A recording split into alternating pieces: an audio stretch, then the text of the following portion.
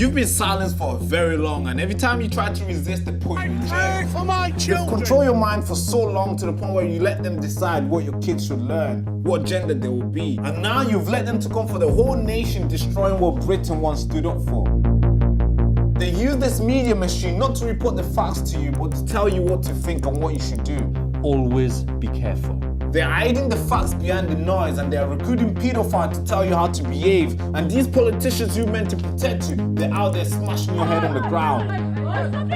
And no jail time for them. This road we've been on has been very dark for a very long time, and it's time to shine a light on the truth and advocate for justice. We the people make the nation, and if we don't stand up and advocate for justice, then we certainly won't make this nation great again. So we have to create a place for that, a place that can contribute to a more informed society. And that place is Next Frontier Media.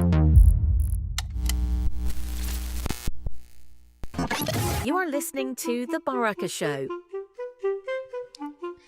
Ladies and gentlemen, patriots, truth seekers, digital warriors, welcome back to the show again.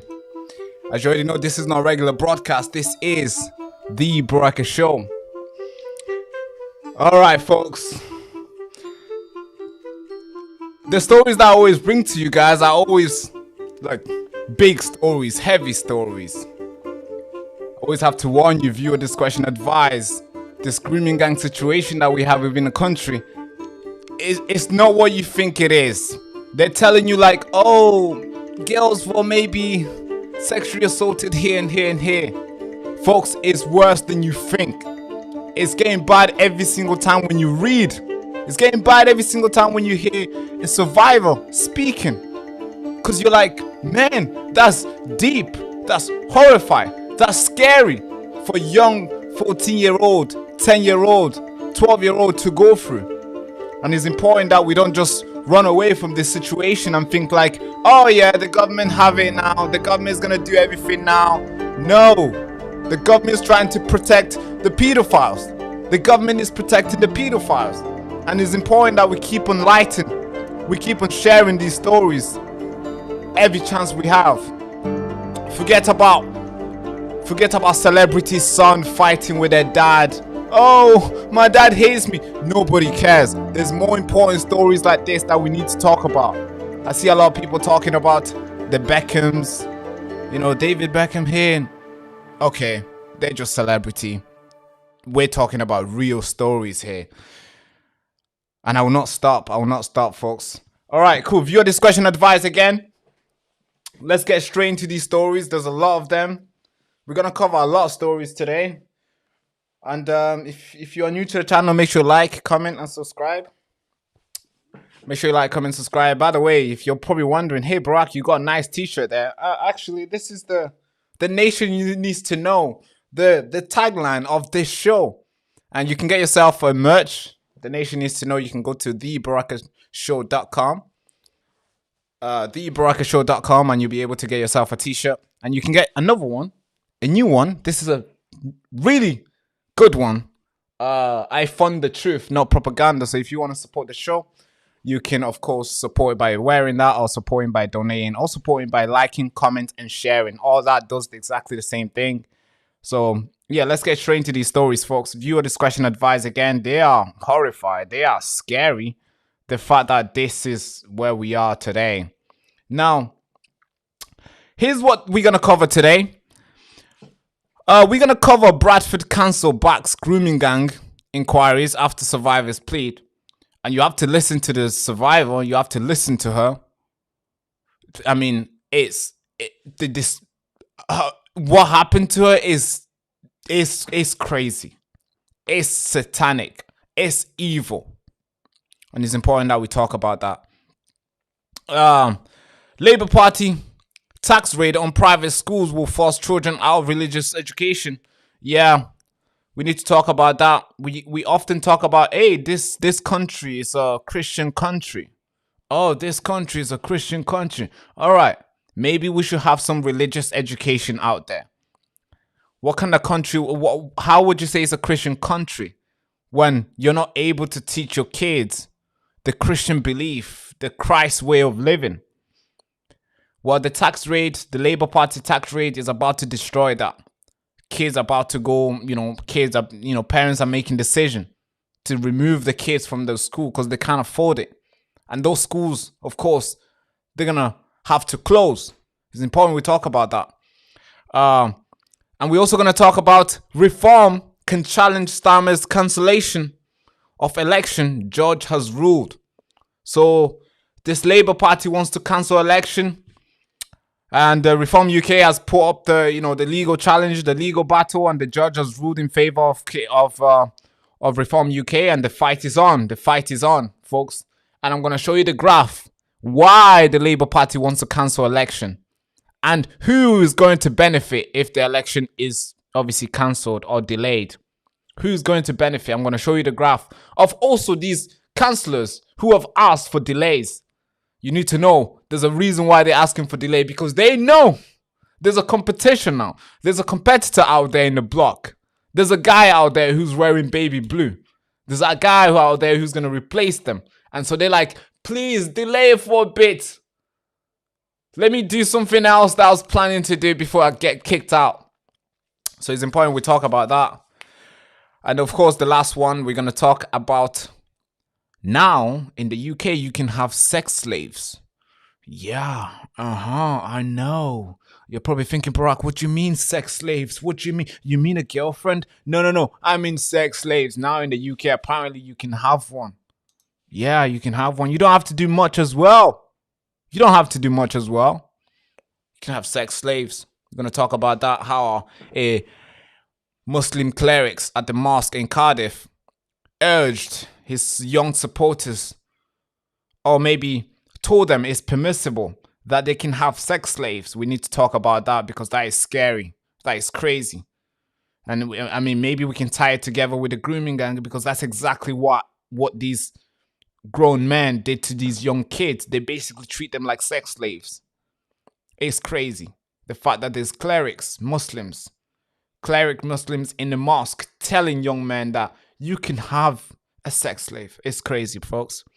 And of course, the last one we're going to talk about, Labour Party handed 1.5 million more breaks. Well, more people into no need to work benefits, meaning they can stay at home. Over 1.5 million people now can stay at home. They don't need to work benefits. So while you're out there driving your tractors, while you're out there catching the bus in the early morning to get to work, or while you're out there trying to go through the London fucking tunnels so you can get to your train, so many people is busy as hell, maybe getting marked on the way. When you try to get to work, you're stressed hard, you pay all the taxes. Well, there's 1.5 people who will be staying at home because Labour has granted them that right. All right, cool. We need to talk about that. So again, brace yourself for an impact. If you haven't got your coffee yet, make sure you go get it, because we're up for a good show for sure. Yeah, make sure it's a good tea as well. Good coffee, strong coffee for today, because the first story is going to shock you. Let's get into the first story, shall we? Again, viewer discretion advised. This one is bad, it's brutal, it's scary, because this is not a joke, folks. This is what's happening in the country, around the country, and it's important that we talk about it. So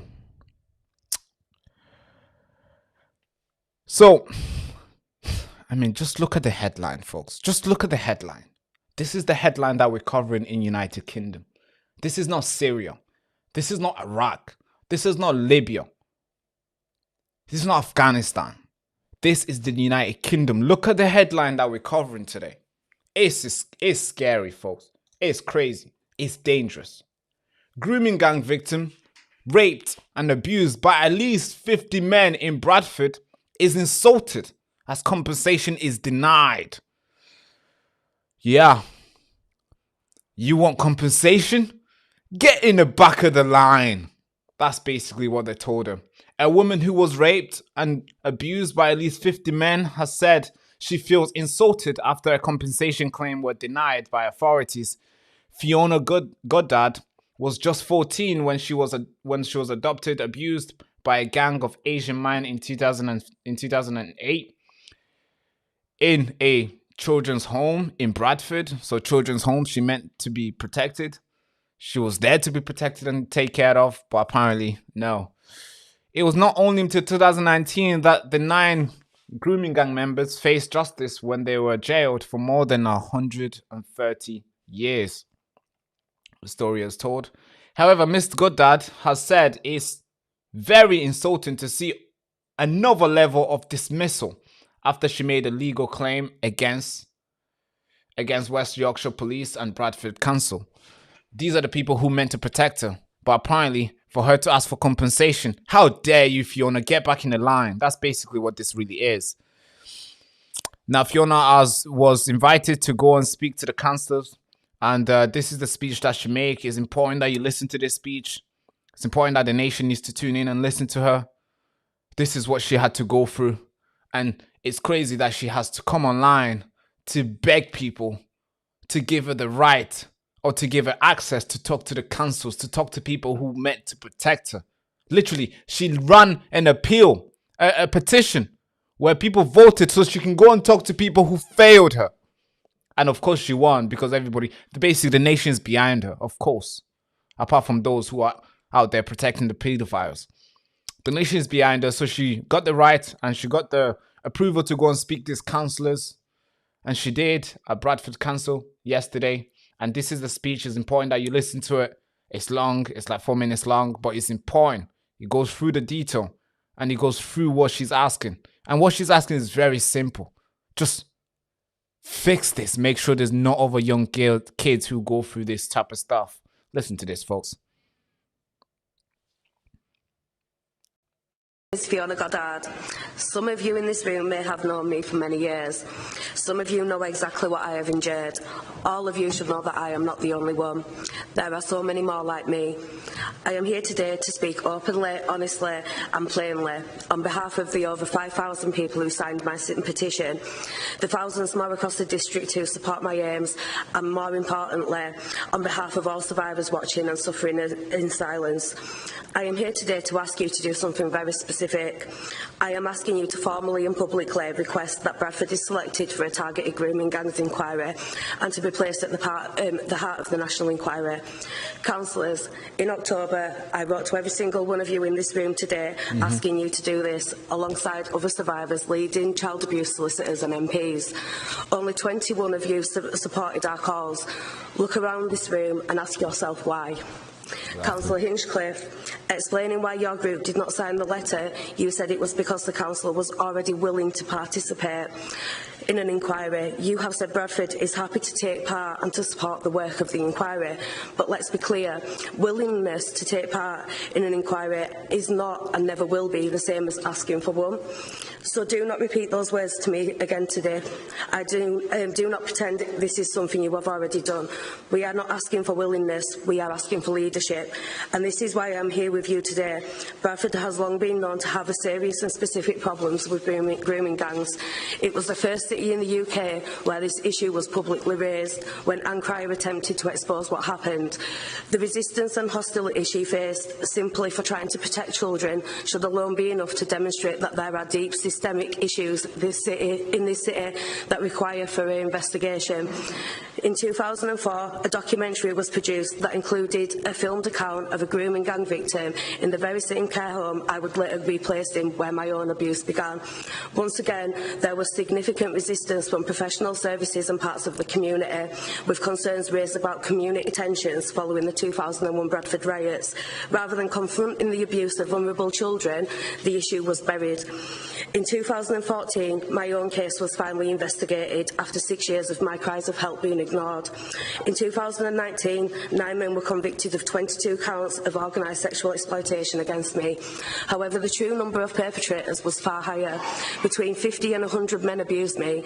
Most remain free, most have never been held accountable, and I am certain the abuse did not stop with me. After my case, dozens more victims came forward.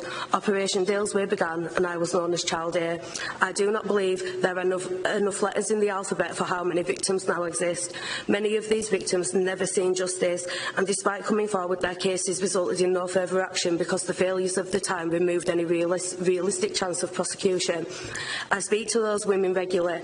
They come to me because they had nowhere else to turn. I see the devastation they live with every single day, and I will not stay silent while their suffering continues to be dismissed. Following my trial, a serious case review was issued. I welcome the fact that these reviews took place, but the response did not match the severity of the findings. The two historical cases reveal catastrophic failures that amount to the facilitation of abuse across multiple services. The conclusion of my review was clear. Every service involved failed to keep me safe. Not one service, every single one. It was also acknowledged that many of my care records had gone missing, significantly limiting the ability to uncover the full truth. That should have been a clear signal that further and deeper investigation was required. Instead, it became a shield against scrutiny. Experts have stated that Bradford may have one of the largest grooming gang problems in the UK. Bradford is referenced in approximately 95% of other grooming gang cases nationwide. Investigating Bradford is therefore essential to achieving justice for victims across the country. It could bring closure and accountability to tens of thousands, possibly hundreds of thousands of failed victims nationwide. So I say this again, do not repeat the same mistakes of the past in denying the need for this inquiry. Do not let history judge you by waiting until an inquiry is forced upon you. You have an opportunity to do something now. Ask yourselves this: if this were your child, your sibling or someone you loved, would you not fight? Would you accept silence then?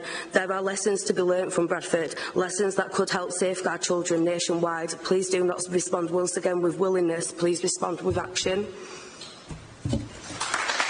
Amen. Amen.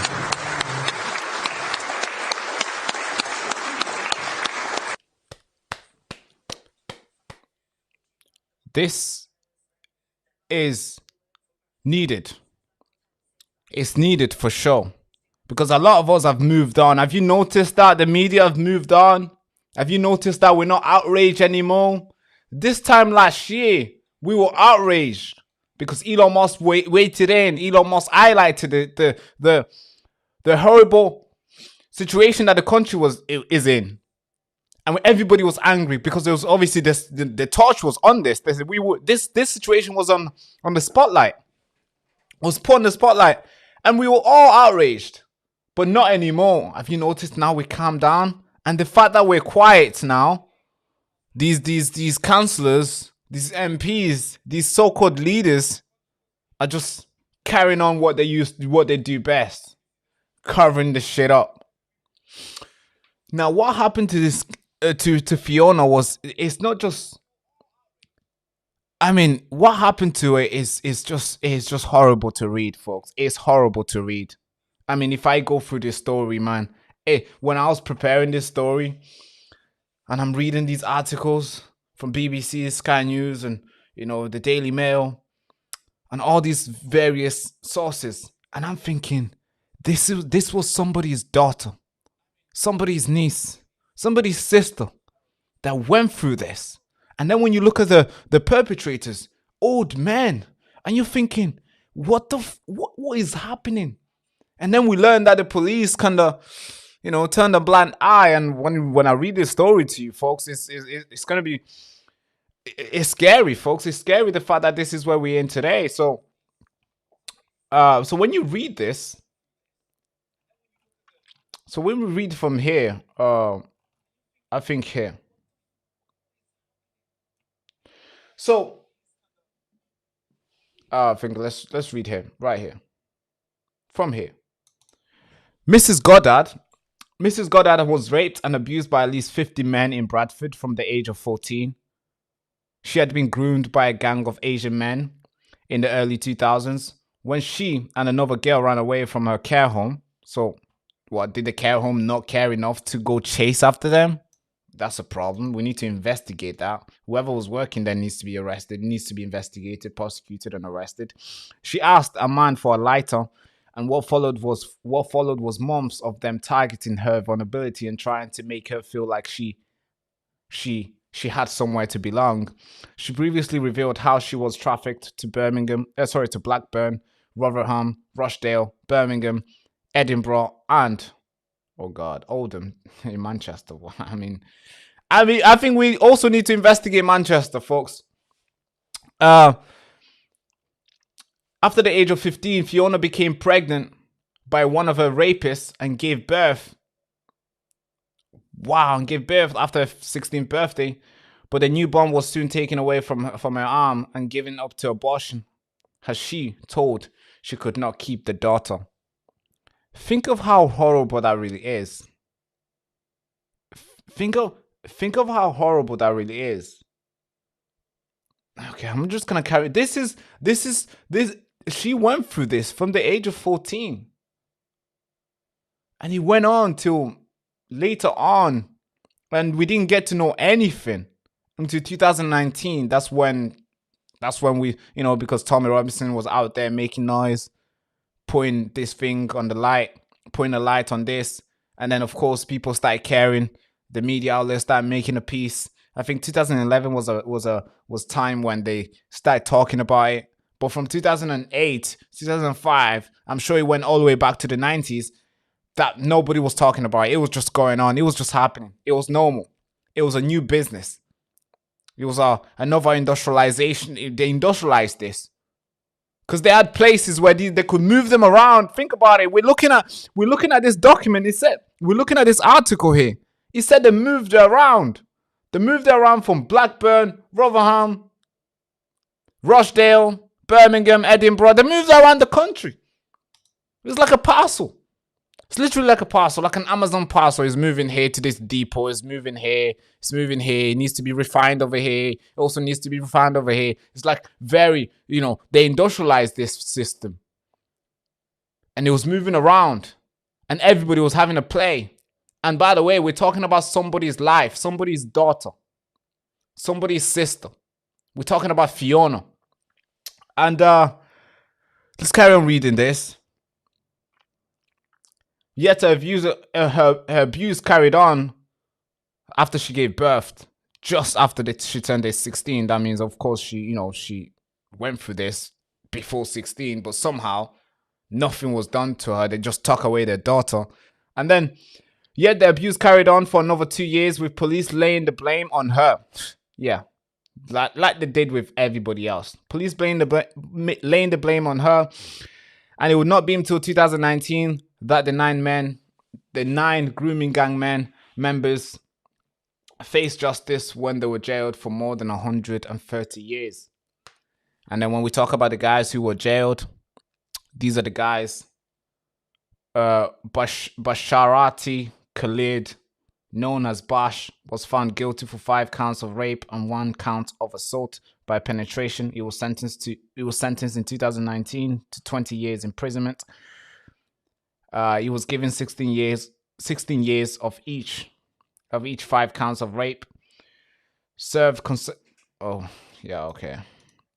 concurrently, and 4 years of assault by penetration, and will be served concurrently, conservatively.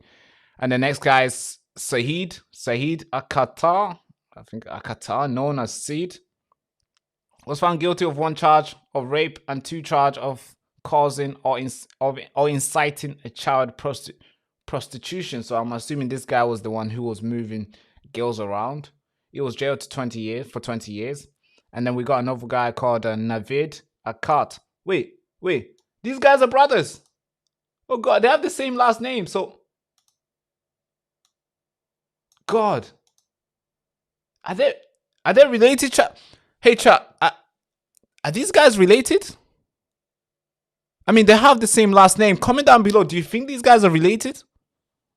That's insane. That's crazy. Navid, known as Nav, was found guilty of 2 counts of rape and not guilty of a 3rd allegation of rape, and he was jailed for 17 years. Parvel Ahmed, known as Pav, was found guilty of 3 charge was guilty of 3 charge of rapes, and he was jailed for 17 years. And then, of course, the list goes on and goes on. These are the guys, folks. A lot of them, folks. And look at their faces. Can you see their faces? And look at the article. At least 50 men. So there's more. There's more out there that we don't know of. There's more that we need to talk about. The more we just turn our eyes and think, oh yeah, the government is sorting it. No, the government is turning a blind eye to the point where Fiona has to come out and say and call for national inquiry. We're thinking, yeah, Jessie Phillip, you know, she's going to handle it. No, she's going to wait. She's going to long it. She's going to long it out. Maybe in the next, 2050, we won't even talk about it. It'll be like, yeah, remember that time when we're talking about national inquiries? Yeah, that's what it will be. That's what we need to talk about. We need to put pressure on our government, on our so-called people in power to do something about this, because I think this thing is still going on. And trust me, I'm not going to turn a blind eye, because I hope I'm wrong. I really do hope I'm wrong, but I think somebody's daughter is probably being groomed right now. I mean, we just learned that an imam yesterday was sentenced to 0 to 15 weeks in prison. But he served, obviously, he got suspended sentence because he got 2 young people to marry each other. We just learned that yesterday. Are you telling me no grooming gang is going on? I think something is going on. So we need to make sure we keep talking about this, folks. Don't turn a blind eye, folks. Don't say, hey, this thing is fixed, let's move on. No. It's not fixed. Who said it's fixed? It's been fixed. There's at least 50 men who abused and raped Fiona, and only 9 of them have been arrested. So where's the 50s? Where's the over 40 plus? Where's the over 30 plus, 20 plus? Where are they? Are they just hiding? Did they go to Pakistan? Where did they go? Well, we need to keep talking about it, put pressure on the government so they can come back and earn our trust again by making sure justice prevails. Folks, this is crazy, man. All right, let's move into the next story, folks. I needed to cover this. This is one of the most important stories in our lifetime. Well, certainly my lifetime. And I think we need to talk about it. It needs to be drummed. We need to talk about it. I see a lot of people with so much subscribers, so many viewership, and what they talk about is about, it's all about, they talk about celebrity doing this. Oh yeah, celebrities dancing here. Oh, celebrities is doing this. And that's what they like. The politicians like it. When we're talking about celebrity doing stupid shit, the politicians love it because we're distracted. We're talking about drama that's created. We're talking about, oh, celebrity's son, wife did this. Oh, David Beckham is responding. Oh, nobody fucking cares. It's a drama thing, bro. What? Do you want to watch the Kardashians out now? Is that what you want to do? All these guys are dramatic guys. That's the way they keep their relevant. They have to bring some drama to the scene so people can talk about them. But things like this, important stories like this still exist. And the people with the mass media following want to talk and gossip about David Beckham. Nobody gives a fuck. All right, cool. Sorry, I needed to put out there because I'm like, I see all these things and I see so many people putting their attention somewhere else. I'm like, yo, bro, focus here. All right, folks, let's move on. Let's move on to another story. This one is quite strange.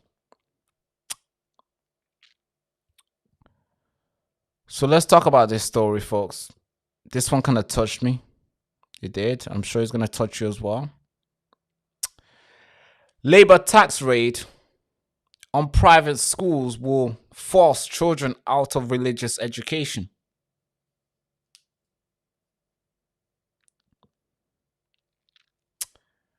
So let's talk about this Labour tax raid will force religious school education to be closed. Or maybe it's forcing parents to make tough decisions.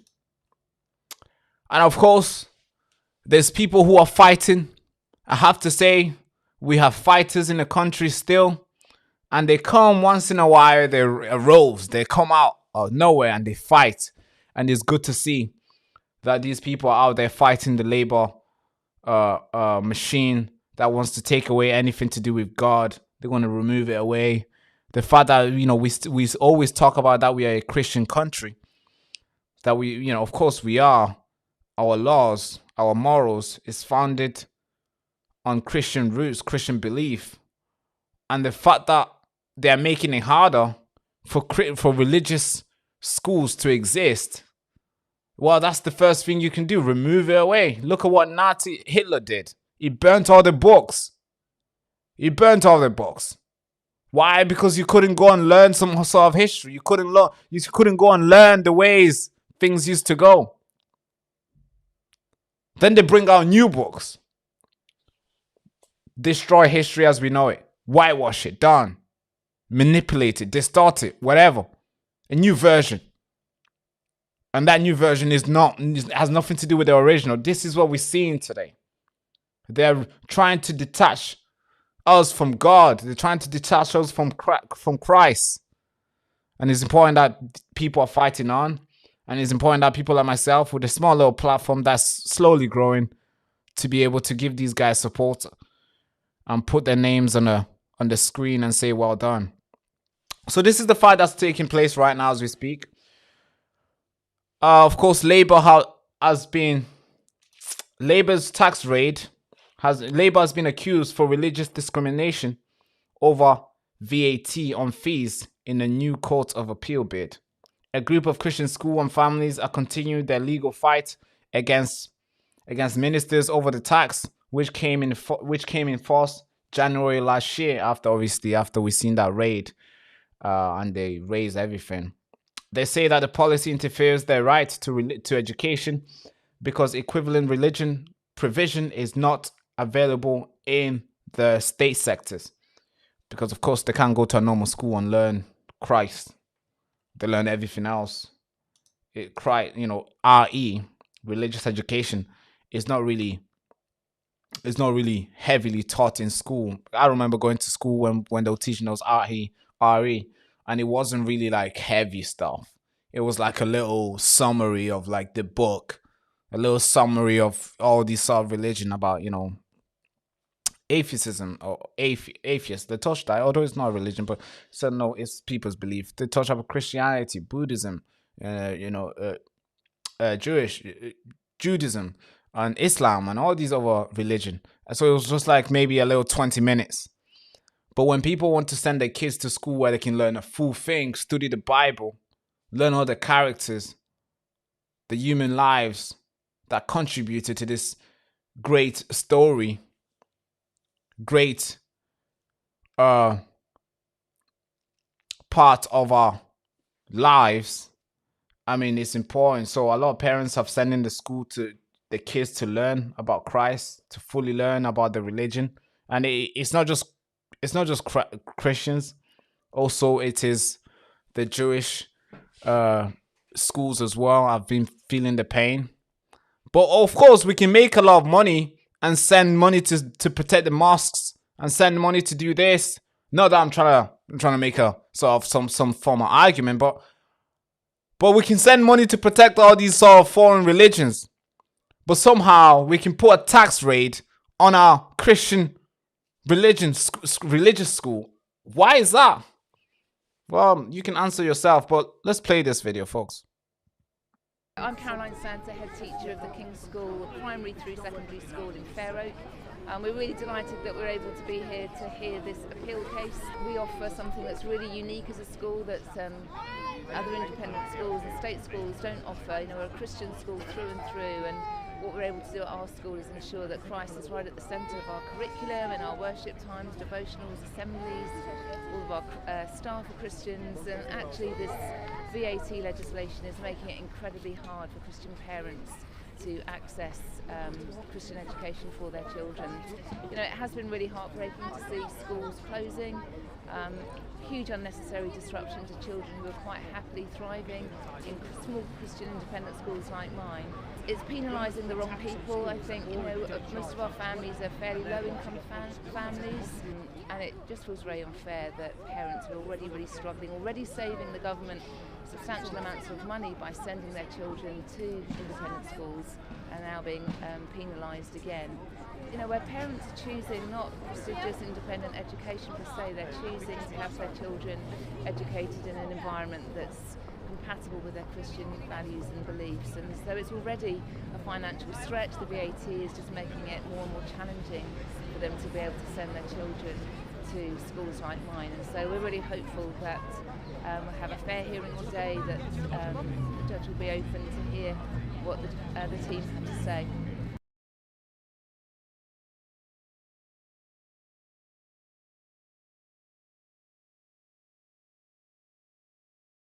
All right, folks.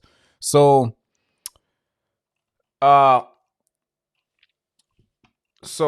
let me just quote what she said. Carolyn Sent, the head teacher who you just been listening to. This is what she said. The head teacher of King's School, a small Christian school in Faith Oak, Hampshire, said Christian schools like ours exist to serve families who want an education rooted in faith and values, are often at a greater personal sacrifice. Then he carries on, he reads on. The VAT policy is already forcing parents into a heartbreaking decision and putting schools on the blink of closure. If this continues, it will dismantle decade of working in building Christian education that meets the needs of children academically and spiritually. We stand together because the right to choose an education aligned with your conviction must be protected. Amen. And the quote today, it carries on. The article carries on. In court today, the claimant argued that the VAT is in breach of the right of education in the European Convention of Human Rights. We're making this argument using the the ECHR. I mean, once we leave this ECHR, I feel like the Labour Party will have so much power to do what they want to do.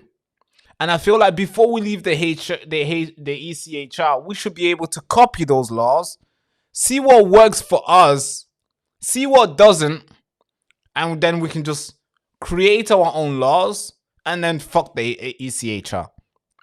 But we shouldn't just say F the ECHR, because if we do that before making our own laws that protect, especially, this sort of argument, we won't be able to go to the core and do what Caroline is doing right now.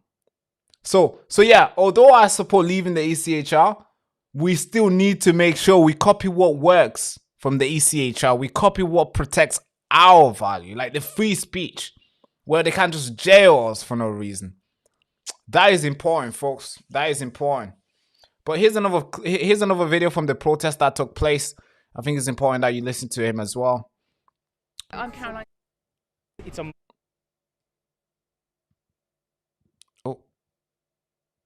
a moral thing, first and foremost. The government's job is to promote good and punish evil.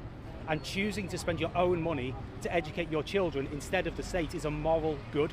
And the state should be promoting that, and instead they're punishing it. So regardless of the size of the school, anyone choosing to privately educate their children is doing a good and moral thing, and it shouldn't be punished.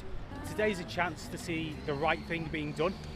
We really believe it's wrong for the government to be taxing any private school, really, but ours is a Christian school, and that's why we care so much, because we want Christian education for our children, which is being put in jeopardy by this tax. Our school is a very cheap school. It's aimed to keep low because of the mission that it has. Christian schools provide two things. They provide protection from the anti-Christian doctrines of the world, and they actively promote that Jesus Christ is in everything because he is the creator of everything. So they teach maths through the lens of Christianity, science, drama, music, all subjects are taught as it is true that God made everything and is in everything. We would love to get a fair hearing and that justice is done. As I say, we believe that it is moral that we are free to send our children to these schools without being taxed. So we would love for justice to be done, which would be for the overturning of the VAT on private schools. This is called fraud, folks. This is what it's called. These guys, so the government can make so much money from you sending your kid to school. This is what's called bullying. They're bullying everybody. Imagine your parents. You work really hard. You pay your tax. You pay your council tax, you pay all these things that's rising, and it's very hard for your employer to hire you because now they have to also pay more VAT. I think fuck, I forgot what it is. They have to pay national insurance. Sorry, they have to pay more national insurance to hire you, which is like, man, even tough. They might, maybe they could fire you very soon to keep their money now and just get fewer people and get them to work hard. So it's very hard already to make money. Now you want to send your kid to learn about Christ. You want to send them your kids to learn about Jesus Christ because you believe that this country is a Christian country. And you would love your kids to learn the way of life, the way of living, to live like Christ, to be forgiving, to be faithful, to be understanding, and to have the courage to step in for those who do not have courage, to have the courage to go out there and see what's just and what's not just, to have the courage to stand up to bullies, to have the courage to know what's right and wrong. And also be smart enough spiritually and academically. That's what you want. You want to invest into that. It's an investment. Because your kids might, your son might end up ruling the country in the next 30, 20 years. So you want them to know their way of living. You don't want them growing up, then, being pulled into this new ideology that we're slowly importing or we're slowly crafting now. You don't want your kids to be pulled into that. So you want your kids to grow up knowing this. And a lot of people might say, hey, you can just homeschool. Do you know how expensive homeschooling really is? Do you know how expensive it really is? You have to be equipped to teach your son something. Science. Why are you going to just bring up a book and figure it out with them at home? No, you have to be equipped. You have to be a teacher. Yes, of course, you can teach some sort of way of living, but you're not a scientist. You're not able to go out there and teach your son, biology and all these crazy stuff, chemistry, and do all the experiment. You're not gonna do that at home. You don't have the equipment, so it's better to just send them to a private school. So it's cheaper that way. But then if you see if the government is making it harder for you to do so, you're gonna have to send your kid to the public school, which is like throwing them there and hope they do well. Because it's not like a teacher's out there. It's not like a teacher will be fired if your son fails. In the private school, that happens. The private school, the teachers are paid to make sure the kids actually learn. Not paid because they're turned up. So it's very different, and I think it's important that we talk about this. I think it's important. I think maybe we should I know schools have to be, unbiased when it comes to religious teaching. I low-key feel like we should kind of make it a little bit mandatory where we can like, have it like, all right, Christ first. But yeah, somebody might say, hey, that's too far. That's radical. I think that's a debate that's the debate that the country should have, whether we should make our school mandatory to teach Christ, to teach the Bible, to study the Bible, and it should be voluntary for students. I think that would be really cool if we can just have one teacher in every single class. Sorry, one teacher in every single school. I think that would be a good idea. One teacher in every single public sector school. And then every single year group can join, and it's voluntary. They can join and go learn deep Bible study. Because I understand it's very hard for young people to go to church. I really do understand. Because churches nowadays is usually, like a lot of churches now is basically for old people. Now church is very occupied with old people.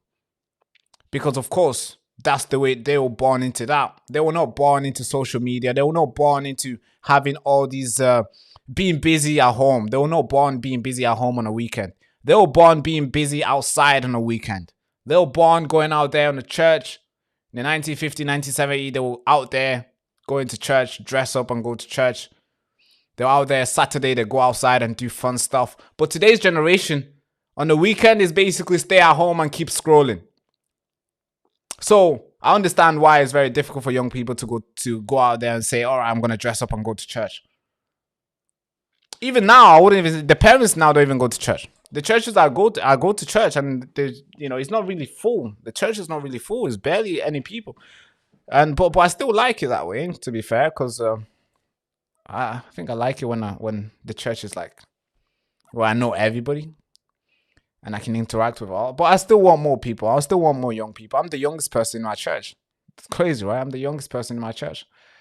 The average age is like 56. Yeah, actually 56. And it's so sad when we talk about people and then we're like, oh yeah, John, this is going on. I mean, my church is older, but it's the nearest church I have near my place. So I go to that.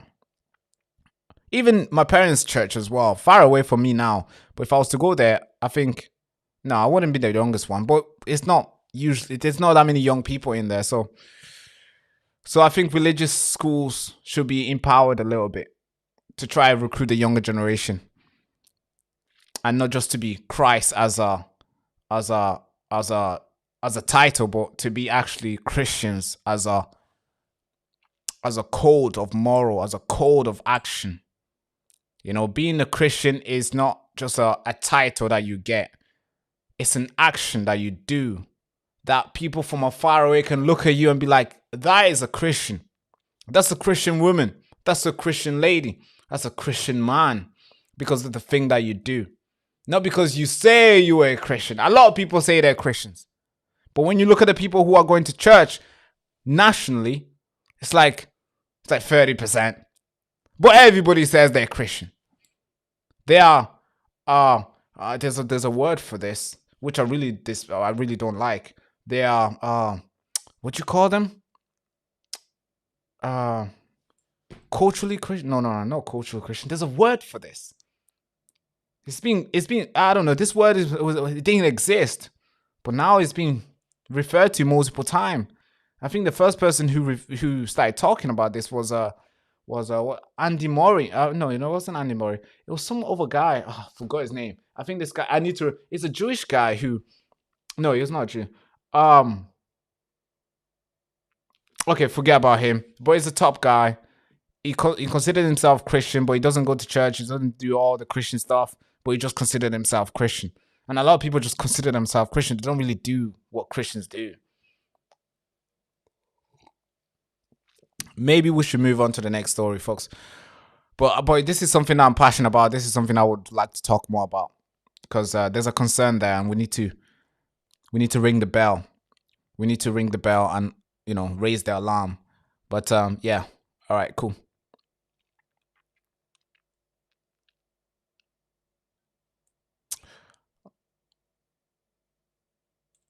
I'm just looking at the chat here. Sorry, folks.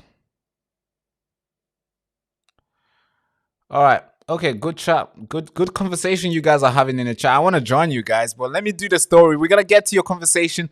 As always, the last 20 minutes of the stories of the show, we usually go into the super chats or we go into the comments and then we interact. So I'm going to join in. But I'm a little bit jealous the conversation you guys are having in the chat. It's appealing to me. All right. But let's move into the next story, folks.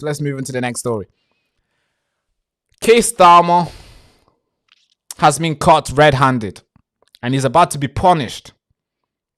Keir Starmer is trying to save himself, but he knows his time is coming to an end. His days are numbered, as I should say. His days are numbered. His councillors, his days are numbered. His MPs, constituents, they are outraged. They are angry. The fact that Keir Starmer can take the opportunity for them to go out there and pick their next leader. And I'm talking about the councillor election delay. Keir Starmer thought he was smart enough that he can just stop he can just tell people, hey, we're not going to vote. 4 million people said, he's telling 4 million people not to vote. That they're not allowed to vote. You want to know why? It's important because the graph I'm about to show you tells us exactly why he's doing this. And I think it's a little bit sinister, the reason why he's doing this. He's trying to save himself. He knows his days are numbered. He's trying to keep his people in power because he knows that there's a new competition. There's a new competitor. This Goliath is back and he's seeking for his vengeance. And Keir Starmer is trying to save himself. Now, Reform UK have launched this. We've got a clear message to Keir Starmer and to the anti-democratic, cowardly councillors across those many of those 63 councils who are colluding with him to try to rob millions of people of the right to vote again. And our message is we're coming for you. Reform UK is coming for you in the High Court of Justice. As you just said, the judge today cleared the way. There will be a hearing on this, a 2-day hearing on the 19th of February. He's given the government until the 16th of February to file their defence. And I want to reassure GB News viewers that, look, we've got first-class lawyers working on this. They've been doing phenomenal work pretty much around the clock to bring this at such short notice. And their assessment is that the law is on our side. Now, sadly, as you will often have covered yourself, Patrick, we have sometimes quite a loopy justice system, sadly, in this country that has become quite politicised. But there is a real chance, a real prospect of victory here. We really can win this. And what a thing that would be for the Prime Minister and all of these anti-democratic councillors to be dragged kicking and screaming into having elections. I tweeted earlier, I think those names will forever live in infamy. Yeah, well, I mean, so, as you know, the government's line on this is that there is, quote, clear precedent for postponing local elections where local government reorganisation is in progress. So I take it your legal team obviously disagree with that. Well, that's just factually incorrect. If you look at this now, millions of people are being denied the right to vote again, right, for the second year. Exactly. And there is no precedent of that ever occurring without primary legislation, i.e., members of parliament in the House of Commons accountable to their electorate actually passing legislation. That is unprecedented, and it is one of the reasons why our lawyers do believe we've got a real good chance on this. Yeah. So Keir Starmer thought he was smart enough that he can just stop 4 million people from going out there to vote the second time in a row. And Reform UK said, hey, enough is enough. We know why you're doing this. And we're going to catch you out. And yeah, they have. Here's a quote. The quote says that they're going to go for the second round. And of course, it looks like the lawyers, Reform UK's lawyers, are indeed top class, as what Zia Youssef says, that they've been granted another hearing, and it looks like it's going forward. And of course, this is not good news for Keir Starmer, because he's tried his best. He's tried his best to postpone. He's tried his best to delay. You want to know why he's delaying this? Because look at this. Look at who the councillors who requested for a delay. The councillors who requested for a delay. Look at them. Who are they? Well, when you look at the numbers here, I'm assuming you're looking at the numbers, you're looking at the graph. This is what it says. This is what the number is. Reform, you got Labour-led 21 councillors, full Labour. They say, hey, please, we need a little break. Because they're looking around them. They're looking left and they're looking right. And they know their time is done. They know the days are numbered. So they're like, please, whatever stuff I'm doing here, I can't stop right now. I can't stop right now. I need some time. So, of course, Labour has granted them the delay that they asked for, they requested. And then, of course, when you look at Lib Dems, Lib Dem majority, or a place where they lead, two of them requested. When you look at the Conservative, when you look at the Green Party, 100% of the Green Party wanted it. It's just one. 100% of Green Party. And then you got the Independents. Then you got no overall control. So most of the people who want a delay are the Labour Party.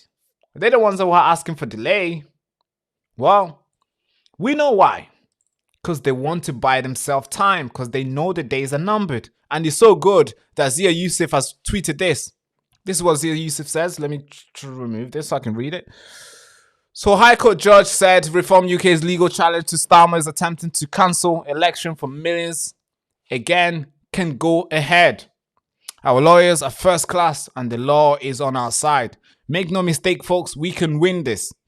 If the verdict goes our way next month, Starmer and the Tory councillors colluded with him to attempt to squat in their office will be forced into election despite their best effort to, of course, delay. They will always, forever live in infamy.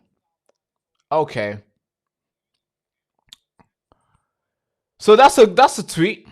And he promises something. Now look at this. This is Nigel Farage. Before taking the matter into the judge, before launching this legal process, this is what Nigel Farage promised his people. Not that I'm a fan of Nigel Farage, but obviously we're reporting the news and this regards Reform UK versus Labour Party and all the union parties that we have in the country. Look at this. Listen to this. Zia Yousif was in this studio a couple of weeks ago saying that Reform UK would apply for a full legal challenge, of course, against the decision by Keir Starmer's government to deny 4 million people the right to vote in local elections. I understand there's been a significant breakthrough on that case.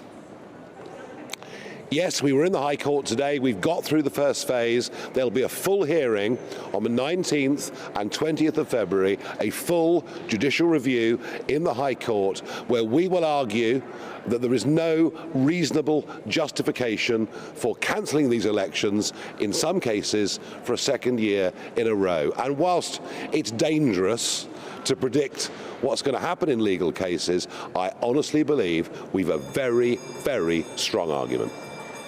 You think this legal case could force Keir Starmer into yet another humiliating U-turn? Well, if we win our judicial review, and we think the odds are in our favour, if we win our judicial review, he'll have to U-turn, and all of those elections would have to go ahead. So we're going to fight all the way on this one, we really are. And it looks like they are winning. It looks like they are winning.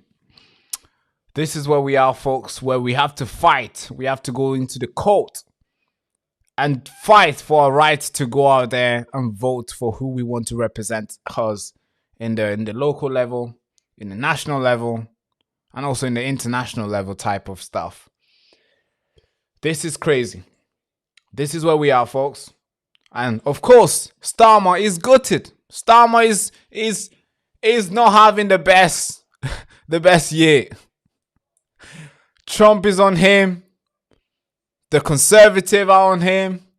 The Reform Party is crumbling. Not crumbling, but making him crumble. And of course, he's not having the best year. And he's tried to delay this. He tried, but the court has chose the other side. Have chose that the people can go and vote. And this is basically, this is the next, the court has granted them another hearing. So you don't get another hearing unless your argument is important. Your argument it needs to be heard. And of course, the argument of giving the right for people to go vote, of course, needs to be heard. Duh. So Starmer will not sleep well the next few months until February, where the next hearing will be 19th February 2026. That's when the next hearing will be. And I'll be here to report to you the outcome.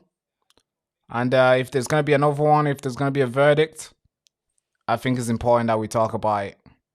I hope it goes away that people can go out there and vote, because I want to see the Labour Party being destroyed. They deserve it. They lied to everyone.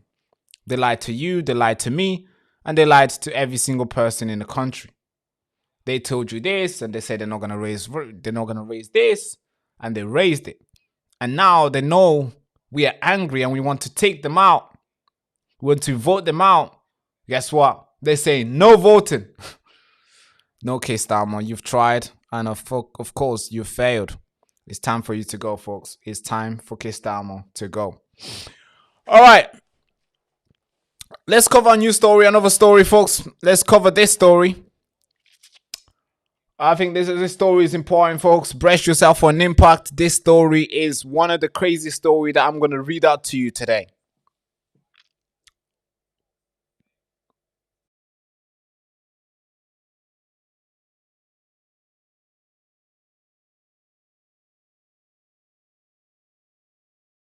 It's insane. It's crazy. The fact that we have to cover this type of stories, it just shows you how backward we've gone and how worse it might be for the next if we don't do anything. Now, this guy, he goes by the name of Ali Hamuda. He goes by the name of Ali Hamuda. He's an imam at the Cardiff Mosque, where young people, young men, young Muslim men, or young people who attended the mosque congregate with him. And he was worshipping there. He was telling them stories. And he was telling them, hey, you can own slaves. You can own sex slaves. And of course, this is a crazy story. I mean, what kind of man goes out there to tell young men? I'm talking 1916.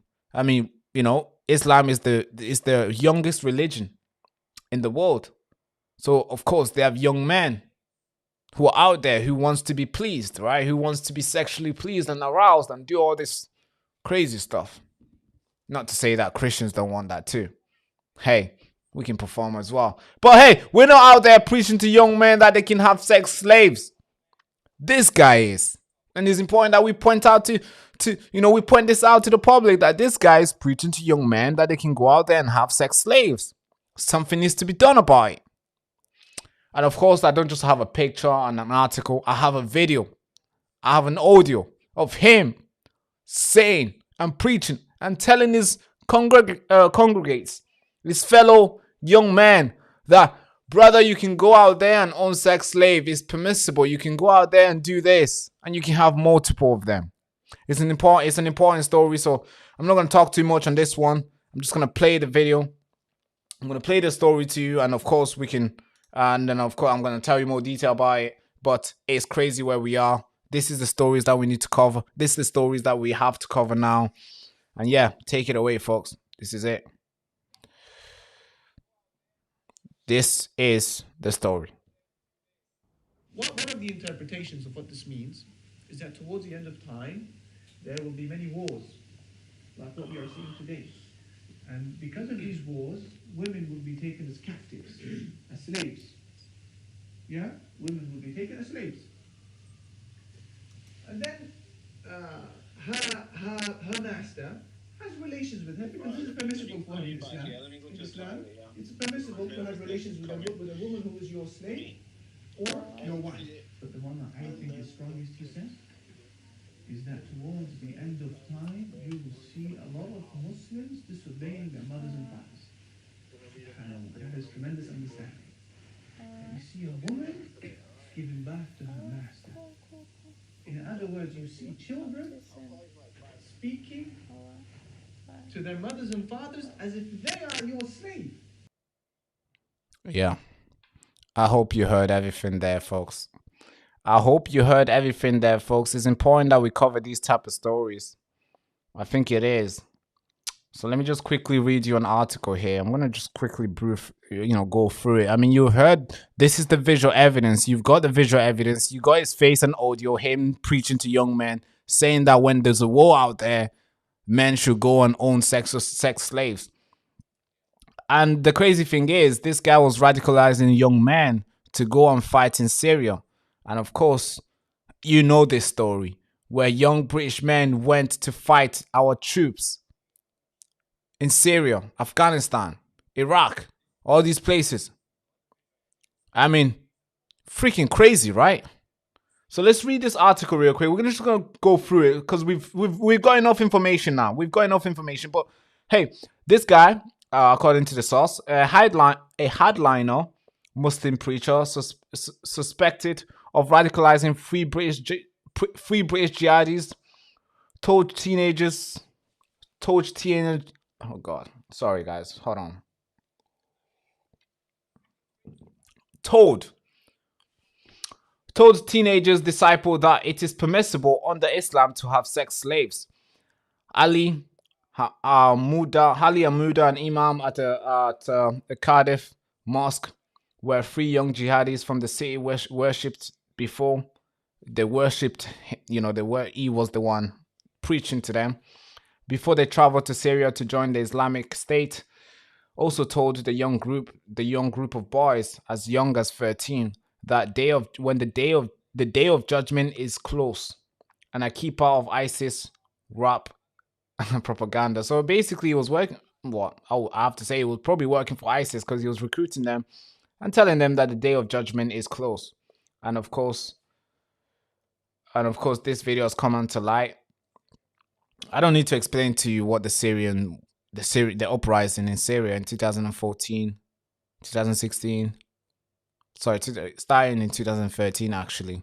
Now we can say it started in 2011 because it started in Tunisia, where a young man burnt himself because he was abused by the police. He had enough. He burnt himself as a protester. Of course, he died. And then, of course, the local took it to the street protesting, and it started in Tunisia. It went all the way down to Libya. And that's when we seen, obviously, we seen the Hillary Clinton and all those guys wanting to topple Muammar Gaddafi. They seen that as an opportunity, and they toppled him. They went all the way up from Sudan. That's when South Sudan gained its independence. Pretty much around those time in 2011, they gained their independence, South Sudan, and the thing went all the way down to Egypt, where I think El Sisi or something like that. No, not current leader of Egypt, but before then, I forgot his name. Something like Bin El Bidin. Yeah, Bin El Bidin. Search it up, Bin El Bidin.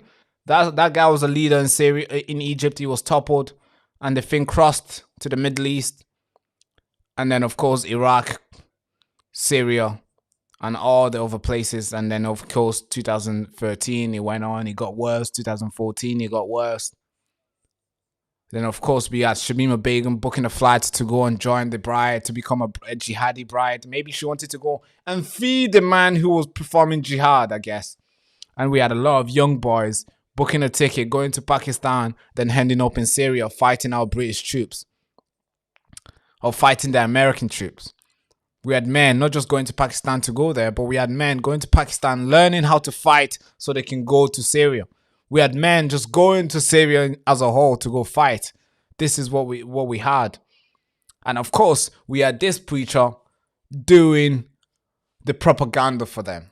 He was in the UK in a Cardiff mosque where young men go, and he was preaching to them that, hey, this is the time, and the day of judgment is ready. Look at Syria, they are leading the way. ISIS, they're leading the way. This is what this guy was saying. And then of course young men was radicalized, saying like, oh man, we're gonna have sex slaves, we're gonna do all this, I'm gonna go. And 3 British jihadis, free British troops. No, not troops. 3 British young men traveled to Syria to go fight. Specifically from this mosque that he preached. He worshipped and preached. And of course, if we look deeper, if we look into it, we could, I'm sure there's more mosques that contributed to such a thing. We're not going to get too deep on this, but a lot of young men traveled. They went to fight for ISIS. They joined ISIS. They thought this was the calling. They thought this was the end of the world, and they needed to go and defend defend whatever they perceived was worthy enough to be defended. This was the mosque that he worshipped in. This is the mosque where he taught people how to basically join and do crazy stuff. It's insane, folks. And the amount of individuals like him that we have in the country, I don't know. And of course, he is still preaching at the same mosque. Yeah, you'd think the police will go out there and raid the mosque and take him out and and sort him out, right? No. He's still preaching at the same mosque. Interpretations of what this means is that towards the end of He's still preaching at the same mosque.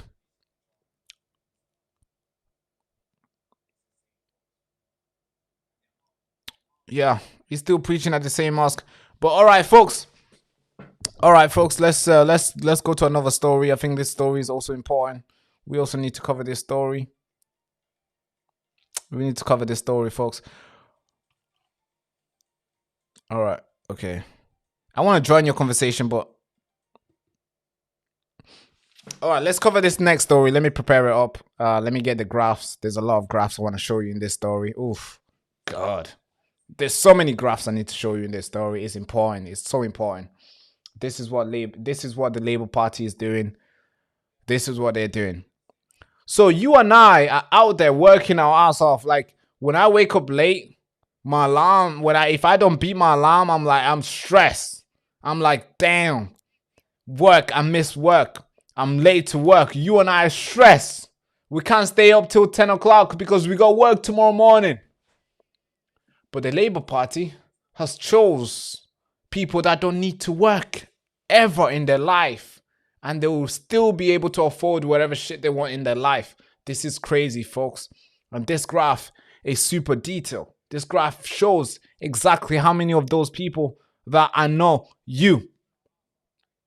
Look at this. This is the numbers of people. This is the graph that shows the number of people who can basically do nothing and get everything. And I'm talking about the blue. The top one, the blue. You can see that the purple one was basically people who are searching for work, people who are planning for work, who are preparing for work. Basically kind of the same thing. It was higher in 2020. It was higher in 2021, but it went down, basically stayed consistent from 2022 to 2025, basically still the same. The reason why it was high in 2020, because COVID, a lot of people lost their work. And of course, because of, COVID, only COVID. A lot of people lost their work. But after COVID, we joined in and we went back and, people got back into work and stuff. But you can see the light blue is people who are working. People, get back to work. They went back to work. Simple stuff. And then you see dark blue is where people don't need to work.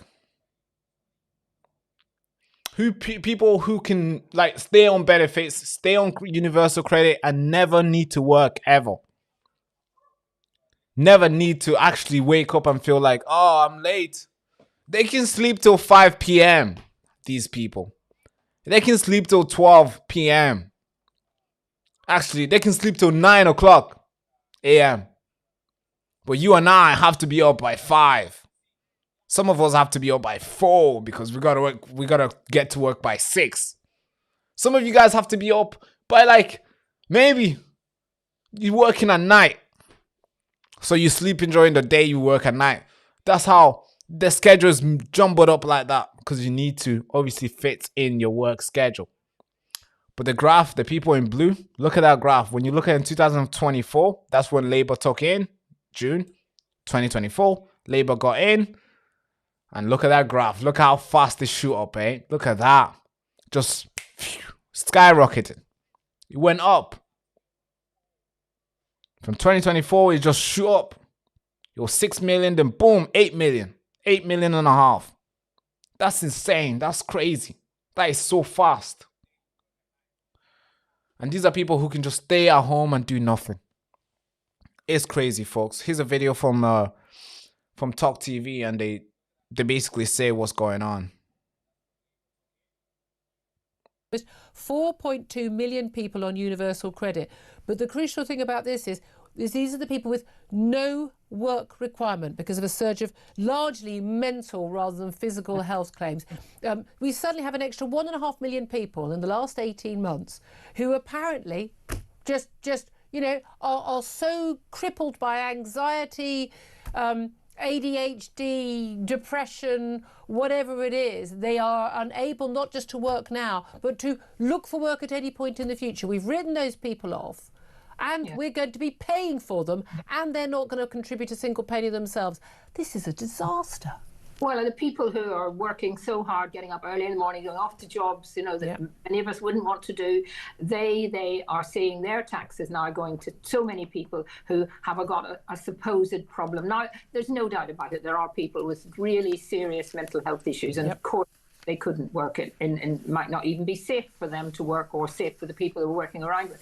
But an awful lot of this now is this kind of new sort of ideology about stress and people being affected by being upset by something, being, disturbed, being, someone says something to them and they have to go off and take 24 hours off to get over what, and we're bringing up a lot of young people now who are going to be, being taught almost from in school to, to be afraid of things, not to, we want to stop them doing things. Well, a lot of parents are doing that to their kids, though. Or if my kid, honestly, the polling now, the stats and kids going to school, the parents who say my kid didn't feel like school or just felt a bit anxious, so I let them stay home from school. Literally the worst thing you can do. Absolutely. I mean, children need the discipline of knowing that sometimes you have to do things when you don't actually feel like it. You don't feel like getting up, but you have to, and you have to go to school. And so, I mean, I'm afraid a lot of this is down to parents, but then that's the new generation who are going to be similar, if not worse, than the current generation of how they're treating it. It's a massive worry. It really is. Yeah, it's a big problem, folks. It's a huge problem, and it's getting bigger and bigger and bigger, and somehow we're able to just say, I understand. Okay, cool. Let's say we give people permits like, all right, mental health. Okay, you can get some help. We're going to write you off for 12 months. And we're going to reach out to you the next 12 months and see how you're doing. I think that's a good idea. All right, you got mental health. It's really bad right now. Okay, cool. 12 months. We're going to work with you. And we're going to give you all the support. And the next 12 months, we're going to reach out to see how you're doing. And we're going to put you through the test and find out. And then maybe that's fine, okay? But just writing people off saying you don't need to work ever again in your life and everything is okay, everything's fine, you're going to receive it, you're going to get it. I think that's kind of like a big middle finger to every single person who is struggling, who's balancing two jobs, who's thinking, they have to decide whether they should have hot water or the light on. There's people in this country who have to decide whether they should top up the meter or they should just keep the lights on. There is people like that here. A lot of people are living paycheck to paycheck. I'll probably say more than 30% of the population is living paycheck to paycheck, where they cannot afford to miss work. There's people who are working urgency, they gain agency work so they can just bring in extra cash. I know they're stressed. But you're saying that they can just easily call the universal credit, they can easily call the system and say, I am stressed. And the system was there, it would be like, oh yeah, you don't need to work ever again. Why? Because Johnny, Barack, and Jenny, and Truefinder, and Justine, and maybe, what's the other name? Guys, keep showing your name on the chat. What's your name? Justine, Tracy, Jason, Kenzie. Because Kenzie, Barack, Justine, and all these people are working. You don't need to work ever again. I mean, that's piss taking. That's saying, yeah, you don't need to work. It's fine. We're going to take care of you. We're going to use their money. We're going to tax more. We're going to increase the national insurance. We're going to increase their tax. We're going to take tax from the... If they are taking the kids to private school, we're going to take money from there as well. If they have mansions, we're going to make sure we put their mansion tax. We're going to do all the taxes, take a lot of money so you can stay at home forever. And your lights will be on. The food will be the fridge will be full. The water will be hot. The heat will be on. And you won't have to stress about waking up early. You can wake up at 6 p.m. if you want. And everything will be basically like nothing changed. Like nothing happened. This is crazy, folks. And I think it's unfair. It gets people angry, bro. Because there's people out there who have kids and they have to basically balance. Like moms will give birth, and then within the month after giving birth, they have to be back in the office. I think that is devastating. That is sad. I don't think that's what it should be. I don't think women should be able to have to decide whether they should be at home with a child, with a newborn for more than 1 month. Have to decide whether they should keep that, they should do that, or go to work. I have to make a decision, a tough one. I think this is where we are today. There's another graph that I want to show you, folks. Here's another graph. Can you see how much that graph shoot up? I mean, yes, some of you guys might say, Barack, that graph looks like it was going up. But do you see how quick it went up? It's no longer like a, you know, it's no longer bent now. It's like it just shoot up, gone. So October 2020, it was like, yeah, it started taking off a little bit. You know, there's people searching for money. The people searching for work, working, no requirements. They're working. People working with requirements. People are prepared for work.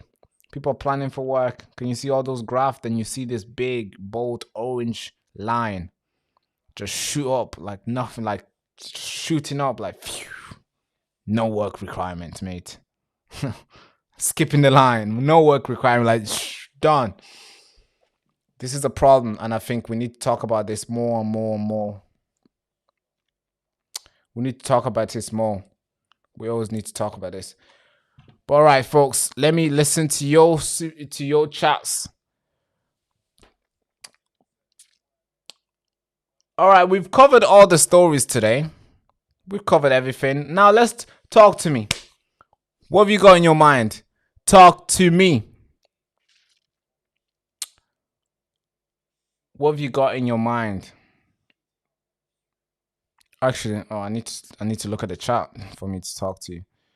Okay, cool. So let's see. Questions. Okay, this thing is going too fast. Hold on, guys.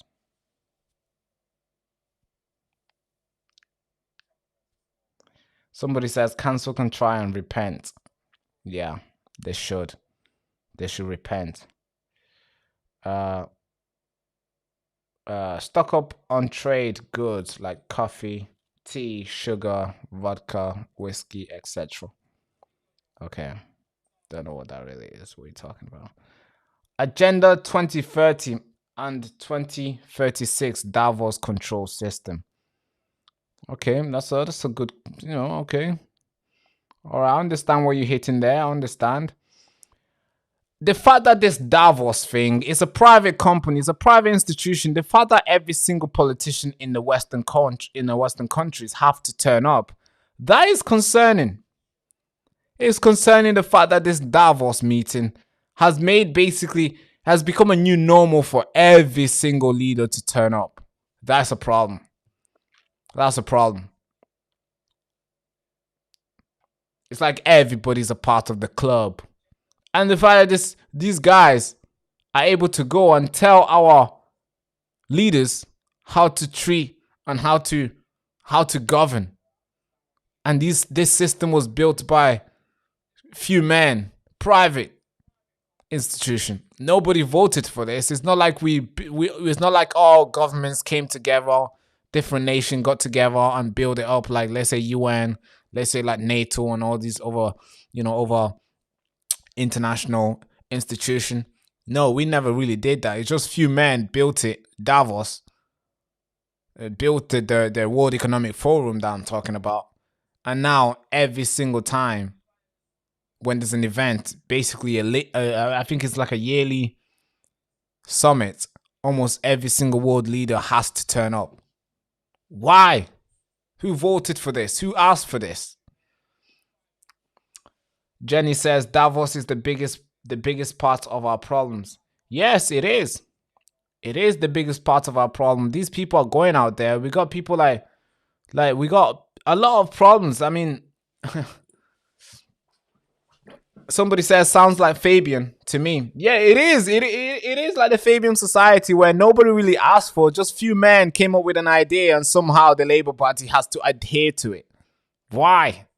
Nobody voted for that. So yeah, we got, there's individuals like Peter Thiel, Alex Clark, and all these big companies like Palantir, Oracle, and all these other huge institutions that's slowly coming to power. We can even add Elon Musk, XAI, Grok. which is ranking up in a lot of governmental contracts. Doesn't look pretty to me. Okay, we might like Elon Musk, but he has a different agenda than us. Maybe we like his app, we like the tweet, we can tweet and stuff, but he has a different agenda. He doesn't look at us the same. He pushes what works for him. Peter Thiel also does the same thing. You got the David Allison. We got the Allison family. They are also pushing their thing, owning all the medias and stuff, so they can control what people say and what people do. That's a huge problem. Nobody's happening to talk about this. And we can also talk about the Trump family. Have you noticed how rich Trump has got ever since becoming a president? The guy was worth £2.5 billion just before running for an election. Today, he's worth around £6 to £5 billion in just 1 year. How the fuck do you get that rich fast? How do you double your income that fast? Well, you double your income when you have all these big guys like Elon Musk donating over £2 million, £200 million in your campaign. You double your income when you have people like Peter Thiel. You double your income when you have all these big institutions giving you money.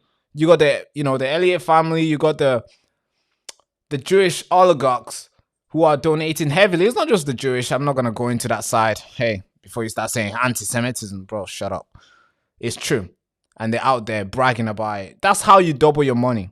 And then you also double your money when you have Pakistan giving you hundreds of pounds into your cryptocurrency bid. You double your money when Qatar can gift you a plane. This is Trump. He's just getting rich and rich and rich. Look at his business. Look at his company. Look at his family businesses. His son's like, bro, his little son's is 18 and somehow he's a millionaire. How the fuck did he? The guy's just started college. Or maybe his name is in a contract, of course. Maybe he has to run TikTok, of course. Maybe he has... Bro, this is what they do. In the next 20 years from now, the biggest problem, the biggest company that you have will be Palantir Technology, Oracle. You have Circle as well in the UK, which obviously will influence a lot. You have all these OpenAI with I forgot his name, the CEO. You have him. Then you have Grok AI with Elon Musk. And you have all these other big company. And of course, you're going to have the Trump family. Because of course, they want to play the game too. And these guys will control everything. Have you noticed how many media outlets owned by a one man? And they constantly keep buying all the media outlet. Even GB News is owned by these guys. And these guys will always push whatever works for them. Will always have people who check the script for the reporters. Will always make sure whatever is pushed is for their benefits. That's why a lot of say no to digital ID protest was not broadcast by all the media outlet that we like. You didn't see all these big media outlet being outraged about AI taking over. You didn't see all the big media outlet talking about Palantir Technology getting the contract with NHS. You didn't see that. Did you see Sky News outrage how the NHS is paying Palantir Technology for taking our datas? Nobody was outraged. Nobody was outraged. Were you outraged when Keir Starmer gave contracts to all these companies like Oracle for digital ID? Yeah, you think digital ID is over, right? You think it's being scrapped. No, people are taking contracts. Why the fuck are they giving people contracts if they have scrapped it? Nobody's reporting that. We're looking deep into it. This is important, folks. So yeah, sorry for going on a rant there, but it's important. All right, I missed a lot of chats. Somebody says, root of all evil. Yeah, I know. Root of all evil, big evil. Yeah, Christians. Nope.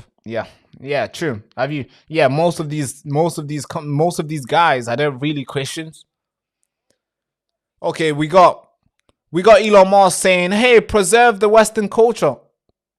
Is he a Christian? Has he ever spoke anything to do with Christ? Has he ever pushed any sort of, Christ? Has he ever pushed any sort of Christ message? He's out there telling people to have sex with AI, to have sex with dolls. He's out there pushing sex dolls. He wants you to buy a doll so you can fucking have sex with it. What kind of Christian does that? That's not pro-Western value. He's out there saying, hey, AI can do this for you to sexually please you. What do you mean? That's not Christian value. But of course, obviously, we'll chant for him. And he has noticed our vulnerability. He knows that we're vulnerable and he's able to capitalize it. And actually, Elon Musk has done very well with the people on the right because he's gained the base. Because people on the right always retweet his stuff. But Elon Musk is making money, billions of pounds in the next 20 years from now. Or maybe I should say 5 years. You won't be able to say no to his stuff. Because his AI, his Teslas are out there. Are like the biggest. I mean, they're heavily recorded, right? They record every single place they are. It's fucking AI stuff. It's a machine that drives itself. So it needs top cameras. And these cameras don't just record and delete. So I'll say Elon Musk has the most data than all these other companies. Because the cars go everywhere recording the stuff for him. And then there's more. But of course, I'm not going to bash Elon Musk as much. You guys love him. So I'm going to leave some sort of... a little bit praise can be given to him for buying Twitter. Okay, cool. Let's read. Sorry, there's a lot of stuff that just went up. Benjamin Disraeli. What? Benjamin Disraeli warned about usury. Okay. What? What are you trying to say, bro? Okay, I don't know if I read that wrong, but okay, I don't know. Benjamin Disraeli warned about usury. Alright, I'm not gonna read that, bro. I don't know what you mean. Okay. Jamie says, exactly, it is globalists bringing the end to bringing the population down. Yes, exactly. Exactly, it's the globalists. They're all in bed together. And you get Nigel Farage saying, hey, a lot of conspiracy out there saying I'm going to Davos. Oh, then he's trying to downplay by saying, oh, I was in the European Union. You didn't say I was a globalist. Duh, because European Unions, you needed to be there because you was representing us. You have to be there because we chose you to go and represent us in the European Union. That's what Nigel was there. But you to choose to go to Davos it's optional. You chose to go. Don't try and make it, try and rationalize it, try and make it seem like, oh, I was there, so, if you didn't call me a globalist then, don't call me a globalist now. Bro, look at the donation where you're getting from. You're not getting a donation. You're not solely relying for donation from people like us. You're getting millions of pounds donation now. And those money are coming from the big guys. People who donated to the Tories, people who donated to the Labour Party. They're invested into you now. Why do you think they're invested into you? Why do you think Palantir Technology had a lot of investment into the Labour Party? Over £4 million was donated to the Labour Party, not from Palantir Technology directly, but from a company that has over 70% of their investment into Palantir Technology. They invested into the Labour Party. Why? Because they know the Labour Party will prioritize the biggest company that they're investing in, which was Palantir Technology. And 2020, don't know recently, Palantir Technology gained a contract with the NHS. Over £400 million contract with the NHS. Guess who the fuck is making money? Of course, the donor is making money because Palantir Technology has another contract, a government contract, one of the biggest company in the world. With so much data that you can go over your head. NHS, we have so much data. And guess what? Palantir Technology wants that. And now they're the ones managing that. So of course, when you see these companies investing into, well, they're not, you don't see them, they don't come directly. They create a PAC, a super PAC, or maybe they get one of their guys to donate. That's what Nigel Farage is getting. He's getting money from the Jewish supporters, and not to be any. No, I'm not trying to make any sort of thing like, oh, it's the Jews. No, that's not an argument that I'm making. It's getting the support from the Jews. Then last week is out there campaigning for Somaliland, and which is the first country that has recognized Somaliland. Benjamin Netanyahu has recognized Somaliland, the first guy to do so. And now Nigel Farage is campaigning for Somaliland. Why? What does that have to do with us, Somaliland? What does that have to do with us? It was a terrorist state. They fought each other, a civil war in the early 80s. They fought each other. It was basically like type of Hamas style, where they fought each other and they broke away from the country and they declared independent. And no many country looks at them as a state, because it was a terrorist state, and they rebranded themselves. On their flag it says there's no God but Allah. But somehow Nigel Farage can wear that in the UK, in the Westminster, and say, Somaliland, let's go. Why do you think that is? Because there's people who are interested in putting something there in the Somaliland. There's big guys who are interested in having Somaliland as a place that they can go, and they want to make that place get legitimate. Because now Israelis are out there making a deal to send their weapons into and to create a base in Somaliland. Well, you got to recognize the country for you to go out there and do a business with them. That's what's going on.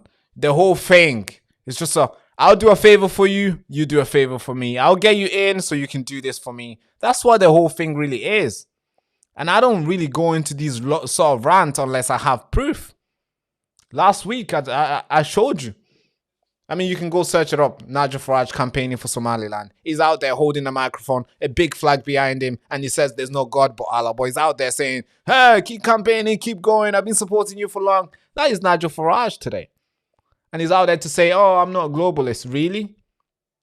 You're out there campaigning for foreign lands, but somehow you wouldn't turn up to unite the kingdom. Nigel Farage wouldn't turn up to that. It wouldn't turn up to that. These guys never turn up to Patriots March. They never turn up to unite the kingdom. They basically kicked Nigel. They kicked Tommy Robinson out. Basically they literally kicked him out. They didn't want to do anything to do it. They didn't want anything to do with Tommy Robinson. They basically booted him out in a sense where they didn't want to even look at him. They treated him like trash. Even though Tommy Robinson never said anything to do with reform. But somehow, every single foreign affairs, like Iran protest, you see Nigel Farage speaking. You see all these other guys speaking. Somaliland, you see Nigel Farage speaking. You see Richard Tice speaking for Iran freedom. What about the freedom of the British people? How about free Britain? Hey, how about free us from all these, all this evil stuff that's going on? Look at the stories I'm covering. How about you free us from this?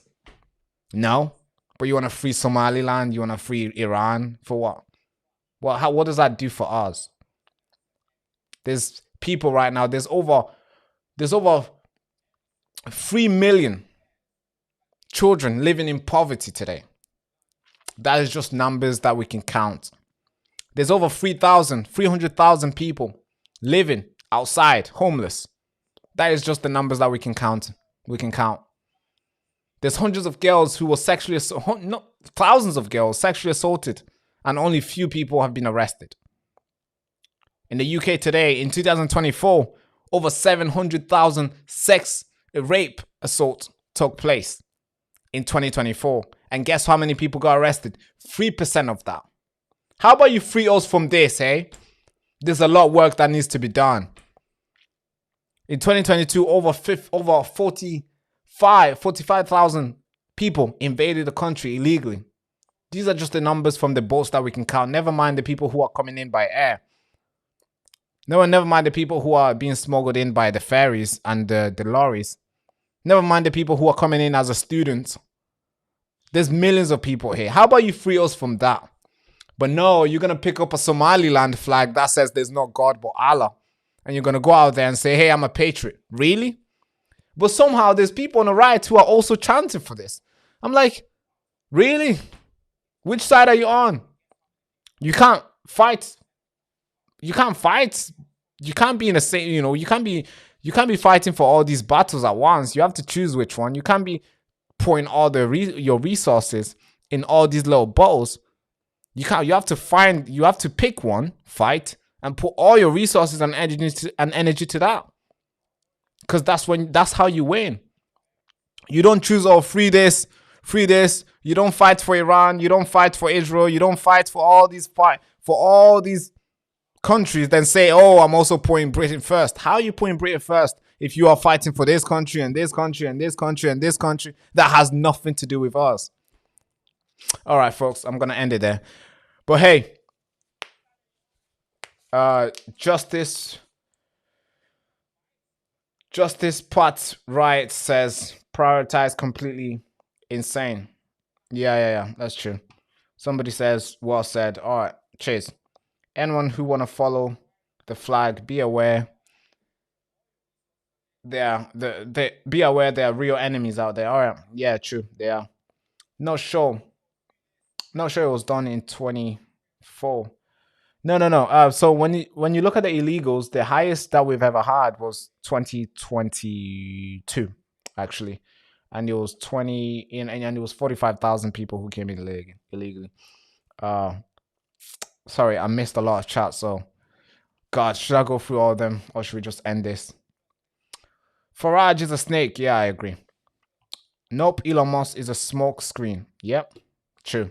He's a smoke screen. He has his own agenda. If he was pro-humanity, he would stop doing all these robot stuff. Nobody needs a robot to sleep with. I'm sorry, Elon Musk. If you are pro-humanity, you should end that thing. Nobody needs a robot to go out there and work. What do you think? Nobody needs an electrical car. Nobody needs all these sort of cars that you're pushing. You're going to end what? So a driver who's been driving. So I had a driver, right? A nice, lovely neighbor who lives near me is an Uber driver. Since I always get Uber, I don't drive. I stopped driving in 2022 because, yeah, I'm a dangerous driver, to say the least, right? I get too passionate. So I started driving. So I had this guy, lovely guy, by the way. Since he's an Uber driver, he drives around. So every time when I need to go places, I'm like, hey, bro, are you around? Yeah, he pulls up. I get in and we go. If you bring in robotic cars, you're going to remove that guy from working. How's that patriotic? You're going to remove millions of people from working. How's that patriotic? How does that put people first? And if you bring in all these sex robots, what do you mean? Are you telling me families should break away because there's a robot who's going to sleep with them and cuddle them? I don't know. So there's something fishy about Elon Musk, and I don't think I like what he does. He's, good guy in some sense, but he has his own agenda. It's not the same as ours. But of course, he's like a wolf in the sheep's clothing. He's hiding, just like in Matthew. They tell us, be aware of those in sheep's. Be aware of those wolves in sheep's clothing. I think that's Elon Musk. He has his own agenda and he's pushing it. He's gonna do whatever he can to get in. So somebody says, I just wish Ben Habib and Rupert Lowe would just sort it out and get advanced rolling. I'm getting less comfortably. Sorry guys, there's a thing in between here. That's why I can't see it properly. Let's carry on. What was that? I'm getting less confidence by the day with their egos. I know there's a lot of ego in Rupert Lowe, and also I wouldn't say Ben Habib, I'll say Rupert Lowe. There's a lot of ego going on there. If Rupert Lowe just says, all right, if he says I'm putting the country first, fucking join the party, mate. What the fuck are you doing? Or maybe launch a party so people can join. Well, are you going to launch it like 20 days before? Bro, You need the running. That's what you. The bigger the party is, the bigger you want to build it, the more runaway roads you need it. You can't just launch a party when there's like 1 year left to go. No. The information needs to be repeated multiple times for years. So you can wake up people. You know how long it took for Tommy Robinson to be recognized globally? It took years, decades. Why? Because he kept on repeating. And you're telling me Rupert Lowe will launch a party maybe a couple months before an election and somehow beat Reform? Fuck no, of course not. It's going to be too late by then. Because Reform will have a big momentum. Look, they're building a momentum. And if Rupert Lowe is serious, he will join a party and start building that same momentum and compete. You can't compete as a one man. It doesn't work. Okay, cool. Maybe you're gonna keep your seat. Okay, what does that do for everybody else? Our main problem is that people are more prepared to fight for someone else than they are to fight for themselves. Yes, true. I see a lot of people, taking. Okay, I don't mind bringing people to talk about Iran. Okay, cool. And I've done that one time. All right. I don't mind talking about what's going on in Somalia. I don't mind talking about what's going on in the United States. But I make sure if I'm going to post 10 videos a day, I make sure 9 of them are to do with Britain. And maybe 1 we can talk about whatever is going on somewhere else. We can talk about whatever is going on somewhere else. But it's important to just talk about Great Britain. Just one time.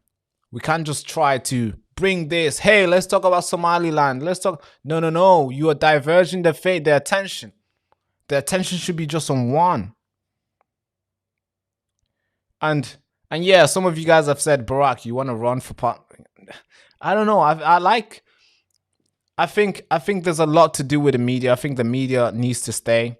I want to do the media more. And I'll be going out there on Saturdays, on the weekends, and go and speak to young people and go speak to Mancunians in Manchester and get connected. And I think that does a lot than just campaigning to run for parliament. Maybe later on, but I don't see myself running in the next few years. Maybe the next 5 years from now, I'm not running. No, maybe the next 10 years. I'm not even considering. I'm young. I'm 24. I think I have a lot of time. Praising God, I have a lot of time. So I wouldn't run right now, no. But yeah, you do make a lot of sense. A lot of people are prepared to fight for somebody else than they are to fight for the country. They're prepared to carry an Israeli flag. They're prepared to carry an Iranian flag. They're prepared to carry now, Najaf Faraj is prepared to carry a Somaliland flag. They're prepared to carry a Palestinian flag. They are prepared to carry every single flag. Bro, this is your attention that you are diverging. You're throwing your attention away. But you can't beat somebody who's purely paying attention to one thing. You're being run away. You can tell. A lot of people, when you see this, a lot of Iranians, when they speak about their country, they have so much conviction in what they believe in. They have so much energy, and I praise that. I applaud that. And every time I'm there, I've made a lot of friends, and I support that. I'm like, yeah, go out there and fight for your country. It's good. You're doing really well. You are doing really well. And I'm going to record you fighting for your country. I'm not going to stop doing what I'm doing to go and fight for it. I'm sorry. That's not where my loyalty lies. But I'll record you and show the world that you are passionate for your country. I think that's what we should do. But when we see all these politicians out there on the podium talking about a foreign country, and we're like, really? You could be preparing for something else. You could be preparing about putting the British people first somewhere else, some other councils. You could be investigating into this. But no, you are out there holding a foreign flag. But hey, some of you guys might not like it, but it's the freaking truth. Somebody says, I appreciate you understood what I meant. Exactly how I feel. Yeah, this is exactly how I feel too, bro. This is exactly how I feel too.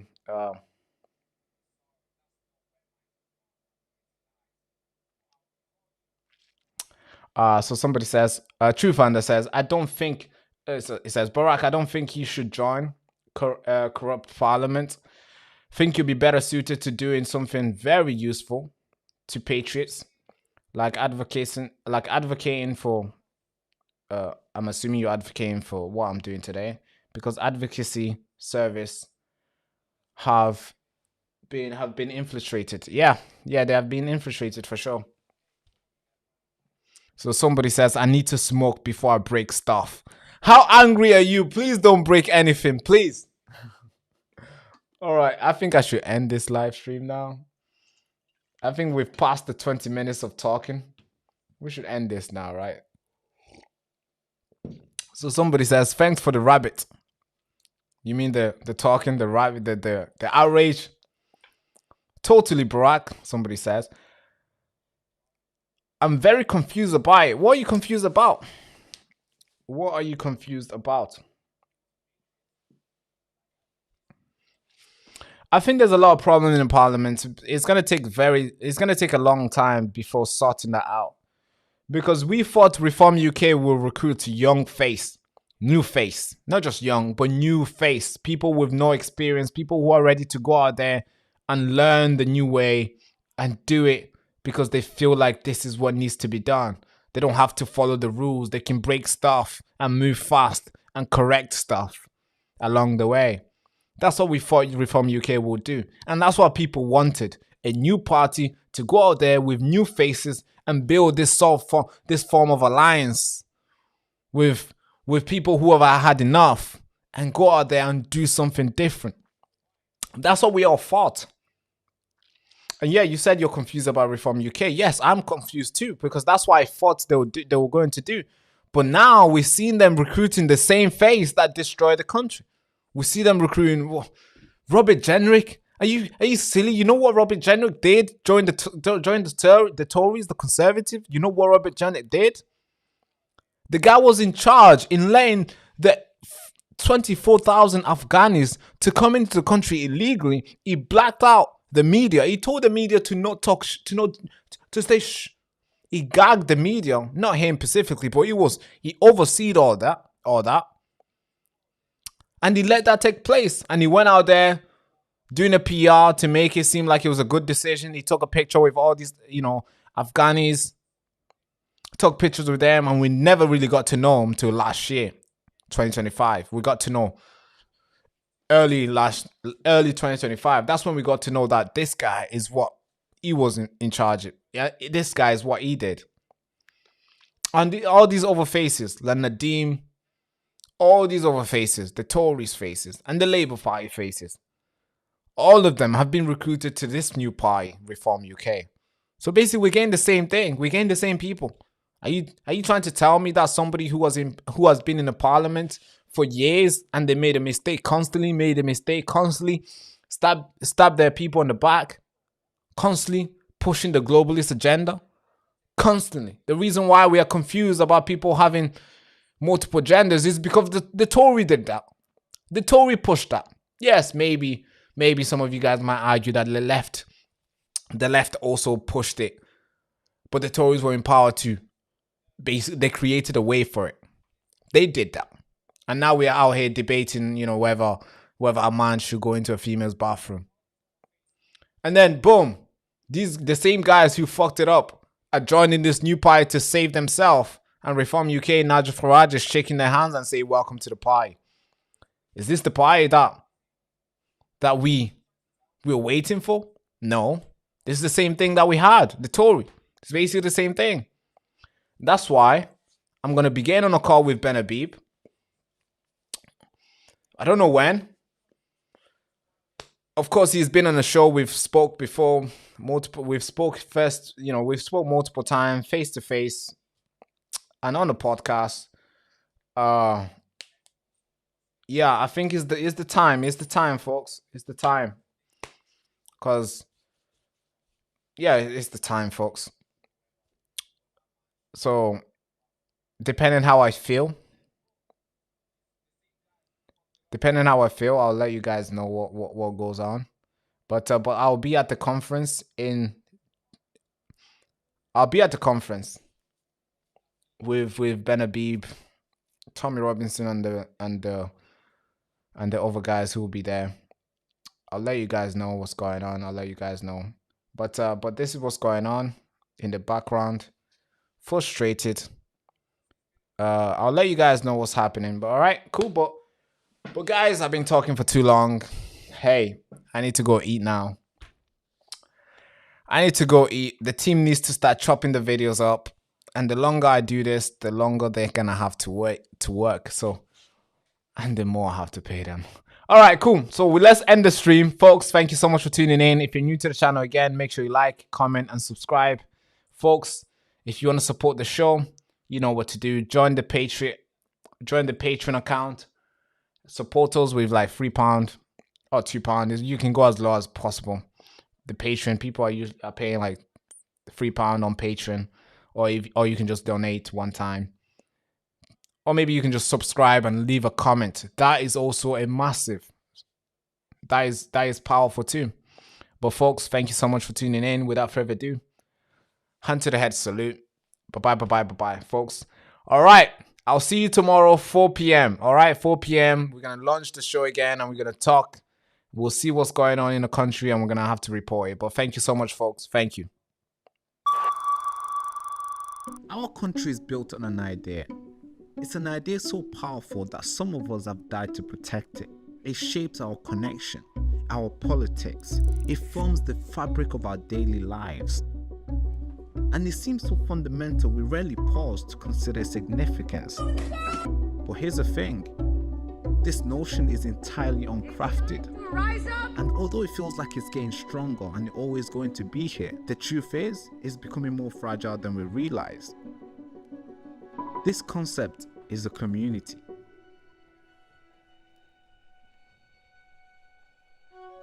It's built when people with shared interests, value and goals come together, interact regularly, support each other and work towards a common objective, creating a sense of belonging within the group. That's called a community. You are not just a person who happens to live in Manchester. You are Mancunian, or Londoner, or Brummy, or Scouse. With what our leaders are doing, we are slowly losing this community. So let's stop for a moment to learn why this idea has existed forever and how it got us here. Because once you do, it makes sense why we should keep this concept alive. So help me build this community.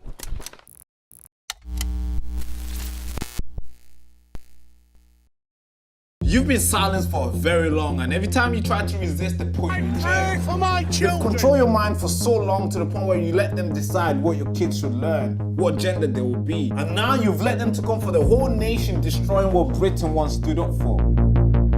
They use this media machine not to report the facts to you, but to tell you what to think and what you should do. Always be careful. They're hiding the facts behind the noise, and they're recruiting pedophiles to tell you how to behave. And these politicians who meant to protect you, they're out there smashing your head on the ground. And no jail time for them. This road we've been on has been very dark for a very long time, and it's time to shine a light on the truth and advocate for justice. We the people make the nation, and if we don't stand up and advocate for justice, then we certainly won't make this nation great again. So we have to create a place for that, a place that can contribute to a more informed society. And that place is Next Frontier Media.